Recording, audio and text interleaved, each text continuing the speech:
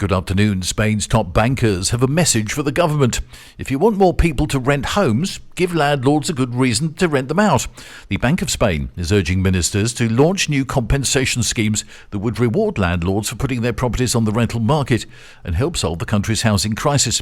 In its 2024 annual report, the bank says Spain is missing between 400 and 450,000 homes, a gap caused by years of underbuilding and rising demand.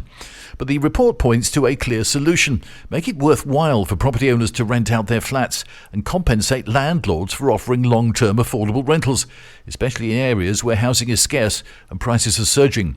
The bank admits the difference between housing supply and demand is far from being solved, but this is a real roadmap towards helping fix it.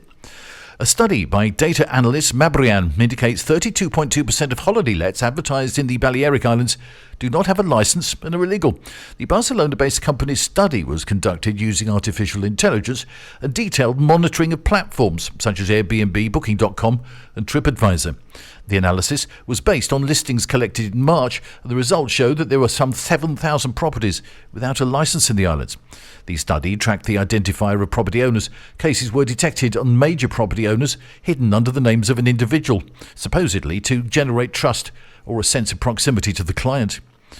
The National Police have detained a man and a woman, both in their 30s, in Denia for their involvement in a series of ongoing fraud and theft offences conducted in commercial enterprises in several towns, primarily targeting the elderly. The accused snatched their victims' wallets after watching them enter their bank card PIN numbers and then made fraudulent withdrawals from purchasers. They managed to swindle almost €11,000 from 5 victims who were aged between 64 and 88. The inquiry began after authorities became aware of many criminal acts involving older people in Alzira, Benidorm, Denia and Alicante. Both will face a variety of theft and fraud allegations. And Total Energies has inaugurated its largest solar power plant cluster in Europe near Sevilla.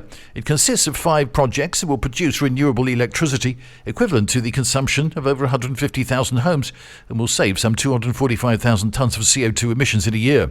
Declared of strategic interest by the Andalusia regional government, the installation of the 400,000 solar panels has proved a significant economic boost to the local economy, involving 14 companies and generating some 800 direct and indirect jobs. That's the latest from TRE. I'm Bob James.